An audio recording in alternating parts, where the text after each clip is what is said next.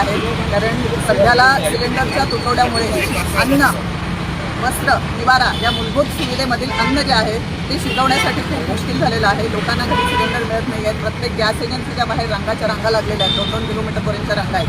3,000-4,000चं waiting चालू आहे.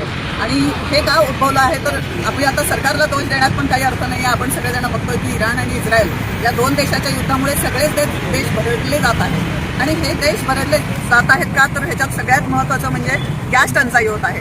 आपण इतर कुठलीही टंचाई आपण सहन करू शकतो. एक वेळ पेट्रोल पंप नसेल, आपण घरात बसू, पेट्रोल पंप बंद असतील त्या, किंवा कोविडच्या पिरियडमध्ये आपण बघितलं सगळं काही बंद होतं, आपण सगळ्यांनी सहकार्य केलं, सगळेजण आपण घरी बसलो.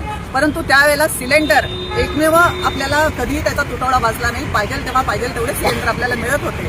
तर असंच या पद्धतीने यापुढेही सिलेंडर हे अत्यांतिक गरजेचं साधन झालेलं आहे. सिलेंडरशिवाय माणूस जगूच शकत नाही, अन्न शिजवू शकत नाही. आणि त्यामुळे आम्ही सिलेंडरचं गुढी उभी केलेली आहे. कारण की जेव्हा प्रभू रामचंद्र अयोध्येला आले रावणाचा वध करून, तेव्हा तिथल्या नागरिकांनी गुढी उभं करून त्यांचं स्वागत केलेलं होतं. तर आम्ही पण असंच रामचंद्राच्या चरणी आज प्रार्थना करत आहोत की भविष्यात कुठलीही टंचाई येऊ दे, परंतु गॅस सिलेंडरची टंचाई कधी येऊ नये, त्याच्यासाठी आम्ही पेढे लाडू वाटपाऐवजी कोळसा वाटप केलेला आहे. हां, कारण की आता लोकांना सिलेंडर नसेल तर दुसरा पर्याय काय, तर पूर्वी आपण कोळशाने चूल पेटवूनच स्वयंपाक केला जात होता.